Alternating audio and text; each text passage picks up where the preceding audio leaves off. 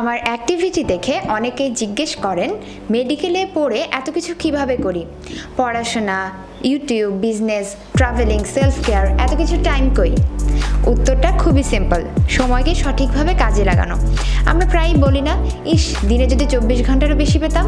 Scientifically proven কিছু technique দিয়ে এই 24 ঘন্টার বেশিরভাগ সময় কিভাবে কাজে লাগানো যায় সেসব নিয়েই আজকের ভিডিও। প্রোডাক্টিভিটি এক্সপার্টরা বলে থাকেন, we don't need to manage time, we just need to manage ourselves. Manage যেটাকেই করেন, স্ট্র্যাটেজি মানতে হবে দারুণভাবে। আমি যেসব স্ট্র্যাটেজি ফলো করি সেগুলো 7টি পয়েন্টের মাধ্যমে আমি আজকে ভিডিওতে তুলে ধরবো। নাম্বার 1, লিস্ট ইউর টু ডুস। সময় না পাওয়ার অন্যতম কারণ হতে পারে প্রোক্রাস্টিনেশন, বাংলায় যেটাকে বলে গড়িমসি করা। পেন্ডিং বা আপকামিং কাজগুলো জমতে জমতে আমাদের মাথায় ভীষণ প্যারা দিতে থাকে, তখন আমরা শুরু করি প্রোক্রাস্টিনেট করা। এক্ষেত্রে সবচেয়ে বুদ্ধিমানের কাজ হলো কাজগুলোকে আগে লিখে ফেলা, হোক সেটা কাগজে কলমে বা মোবাইল কম্পিউটারের যে কোনো অ্যাপে। এতে আমাদের কাজগুলো সম্বন্ধে স্পষ্ট ধারণা থাকে। Number 2, maintain 4 Ds। লিস্টে লেখা কাজ তো অনেক, এখন কি করা যায়?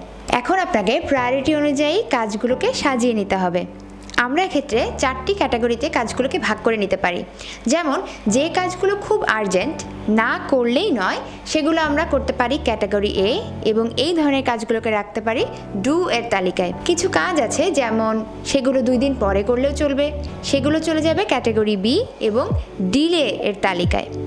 আমাদের এভরিডে লাইফে বেশ কিছু কাজ থাকে না, যেগুলো করতে আসলে আমাদের নিজেদের প্রেজেন্ট না থাকলেও চলে, বা অন্য কারোর হেল্প নিয়েও আমরা কাজটি সম্পন্ন করতে পারি। সেই ধরনের কাজগুলো আমাদেরকে ডেলিগেট করতে হবে, অর্থাৎ এই কাজগুলো চলে যাবে ক্যাটাগরি সি এবং কাজগুলো চলে যাবে ডেলিগেশনের তালিকায়। এত কিছুর পরে, অর্থাৎ এই 3 ধরনের কাজ ক্যাটাগরাইজ করার পরে আপনার যে কাজগুলো কোনোভাবেই শিডিউলে ফিট হচ্ছে না সেগুলোকে আপাতত বাদ দিয়ে দিতে হবে, অর্থাৎ সেই কাজগুলো হয়ে যাবে ক্যাটাগরি ডি এবং ড্রপের তালিকার। Number 3, time blocking. প্রোডাক্টিভিটি ওয়ার্ল্ডে টাইম ব্লকিং বা টাইম বক্সিং খুব জনপ্রিয় একটা টেকনিক। পার্সোনালি আমারও এটা খুব পছন্দ, তবে এর কিছু সায়েন্টিফিক ব্যাখ্যাও রয়েছে। আমি যখন ক্যালেন্ডারে টাইমগুলো ব্লক করে ফেলি তখন আমার যে কোনো টাস্ক এবং টাইম সম্বন্ধে একটা স্পষ্ট ধারণা থাকে।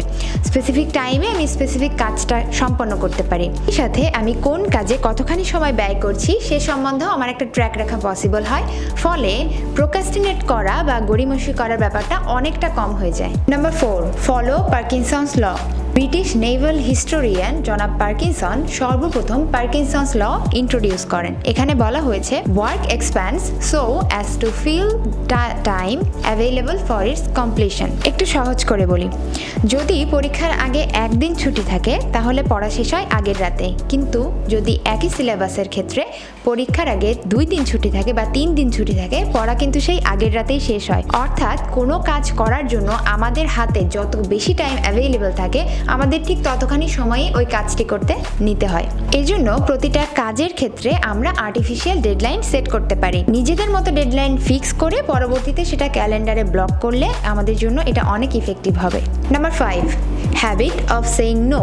ধরুন আপনার বন্ধু আপনাকে হঠাৎ করে কল দিয়ে বলছে, চল দোস্ত আজকে ঘুরতে যাই, কিন্তু আপনি জানেন আপনি আজকে বা এখন ঘুরতে গেলে আপনার যে পড়া বা কাজটি বাকি আছে সেটি করার জন্য আগামী 1 সপ্তাহের পুরো শিডিউল এলোমেলো করে ফেলতে হবে। এই অবস্থায় বন্ধু প্রপোজাল পাওয়া মাত্রই আপনার যদি মনে দোলাচল সৃষ্টি হয়, আপনার যদি কোনো ধরনের কনফিউশন আসে, তাহলে আসলে ওই অবস্থাতেই প্রপোজালটি বাদ দেওয়া উচিত। এই বিষয়ে আলাপ করেছেন লেখক ডেরেক সিভার্স। লেখক তার বই hell yeah or no what's worth doing বইতে এই থিওরিটি খুব সুন্দরভাবে আলোচনা করেছেন।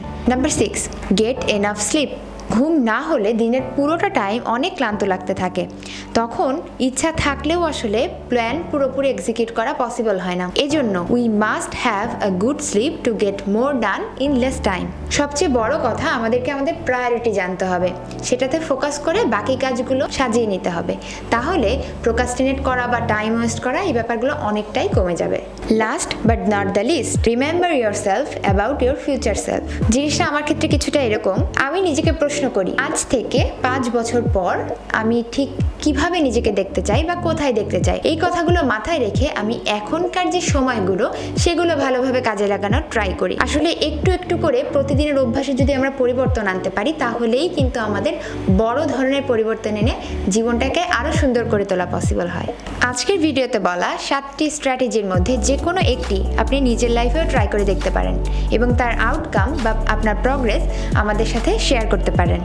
সবাই ভালো থাকুন, সুস্থ থাকুন, আর নতুন ভিডিও সম্বন্ধে আপডেট পেতে অবশ্যই আমার চ্যানেলটিতে সাবস্ক্রাইব করুন।